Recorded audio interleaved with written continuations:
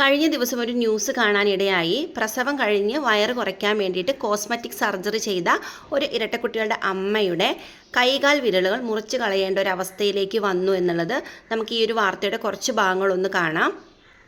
കൊഴുപ്പ് നീക്കൽ ശസ്ത്രക്രിയയിലെ പിഴവിനെ തുടർന്ന് തിരുവനന്തപുരം കാലടി സ്വദേശിയായ യുവതിയുടെ 9 വിരലുകൾ മുറിച്ചുമാറ്റി. ഇരട്ടക്കുട്ടികളുടെ അമ്മയായ നീതു അടിവയറ്റിലുണ്ടായ കൊഴുപ്പ് നീക്കാനാണ് സ്വകാര്യ ചികിത്സാ കേന്ദ്രത്തെ സമീപിച്ചത്. 3 ലക്ഷം രൂപ ചെലവിട്ട് ഫെബ്രുവരി 22-നാണ് നീതു ശസ്ത്രക്രിയ നടത്തിയത്. എന്നാൽ ശസ്ത്രക്രിയയ്ക്ക് പിന്നാലെ നീതുവിന്റെ ആരോഗ്യനില വഷളായി. അണുബാധയെ തുടർന്ന് 21 ദിവസം വെന്റിലേറ്റർ സഹായത്തിൽ ചികിത്സയിലായിരുന്നു. നീതുവിന്റെ കൈകാലുകളിലെ വിരലുകളിലേക്കുള്ള രക്തയോട്ടം നിലയ്ക്കുകയും ചെയ്തു.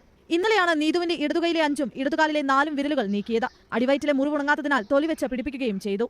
ഇതിനെ സംബന്ധിക്കുന്ന കുറച്ച് കാര്യങ്ങൾ ഞാൻ ഷെയർ ചെയ്യാൻ ആഗ്രഹിക്കുകയാണ്. ഞാനൊരു പ്രീനാറ്റൽ ആൻഡ് പോസ്റ്റ്മോർട്ടം ഹെൽത്ത് കോച്ചാണ്. അതായത് ഗർഭിണികൾക്കും പ്രസവം കഴിഞ്ഞവർക്കും ട്രെയിനിങ് കൊടുക്കുന്ന ഒരു ഹെൽത്ത് കോച്ചാണ്. കൂടാതെ ഞാനും ഒരു ടീൻ ബേബി മദറാണ്. അതായത് ഇരട്ടക്കുഞ്ഞുങ്ങൾക്ക് ജന്മം കൊടുത്ത ഒരു അമ്മയാണ്. കൂടാതെ എനിക്ക് 4 മക്കളുണ്ട്. ഡെലിവറി കഴിയുമ്പോൾ സ്ത്രീകൾ പൊതുവെ ഒരുപാട് വീക്കാവും. ഏറ്റവും കൂടുതൽ വീക്കാവുന്ന ഒരു ഏരിയ എന്ന് പറഞ്ഞാൽ നമ്മുടെ ബെല്ലിയുടെ പോർഷനും അതേപോലെ പെൽവിക് റീജിയനുമാണ്. പ്രസവം കഴിഞ്ഞ് വയറ് കുറയണം, വണ്ണം കുറയണം എന്നൊക്കെ പറഞ്ഞ് ഇതുപോലെയുള്ള എളുപ്പമാർഗ്ഗങ്ങളൊന്നും ആരും സ്വീകരിക്കാതിരിക്കുക. അതുപോലെ സർജറി ആണെന്നുണ്ടെങ്കിലും പിന്നെ മറ്റ് ചില ആൾക്കാരാണെന്നുണ്ടെങ്കിൽ പെട്ടെന്ന് തന്നെ, അതായത് പ്രസവം കഴിഞ്ഞ് 3 മാസത്തിനുള്ളിലൊക്കെ തന്നെ വണ്ണം കുറയ്ക്കണം, വയറ് കുറയ്ക്കണം എന്നൊക്കെ പറഞ്ഞ് ജിമ്മിലൊക്കെ പോയി ഒരുപാട് വെയിറ്റ് ട്രെയിനിങ് ചെയ്യാറുണ്ട്. അതേപോലെ ഒരുപാട് ഹൈ ഇൻറ്റൻസിറ്റി വർക്കൗട്ടുകൾ ചെയ്യാറുണ്ട്.